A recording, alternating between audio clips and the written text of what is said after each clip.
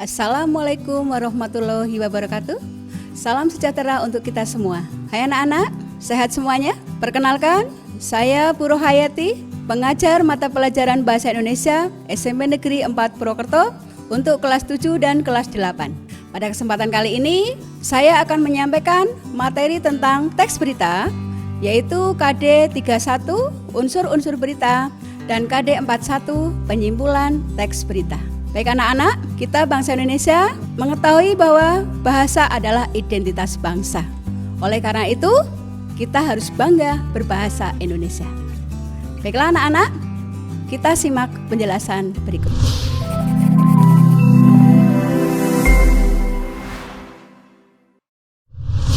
Halo anak-anak, pada kesempatan kali ini kita akan membahas tentang materi Bahasa Indonesia kelas 8, yaitu teks berita.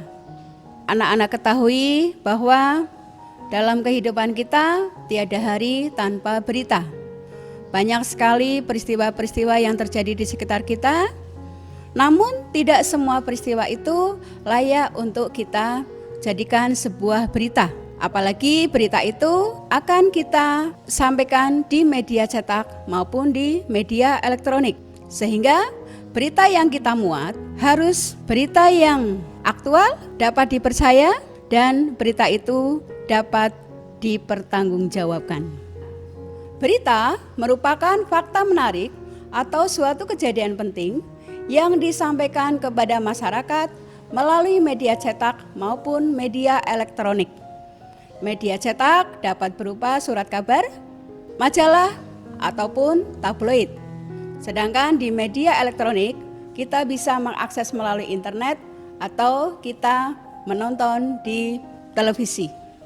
Pada umumnya kita lebih senang melihat berita melalui media elektronik.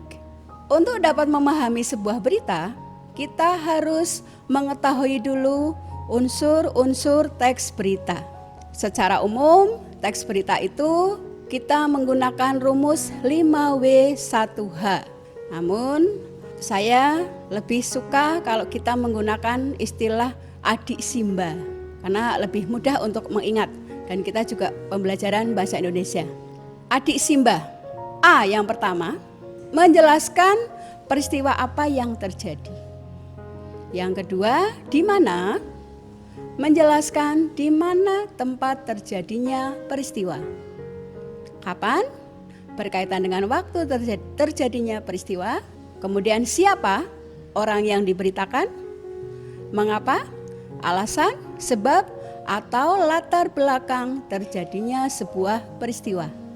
Pada unsur yang terakhir, bagaimana menjelaskan proses kejadian dari suatu peristiwa secara rinci dan lengkap.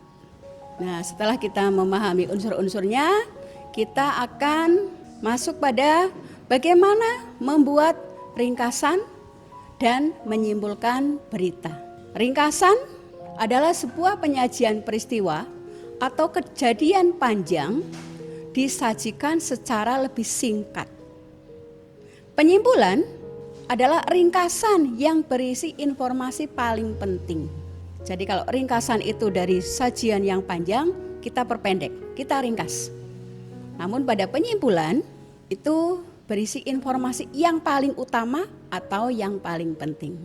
Demikian anak-anak pembahasan untuk hari ini. Mudah-mudahan dapat kalian pahami. Terima kasih. Assalamualaikum warahmatullahi wabarakatuh.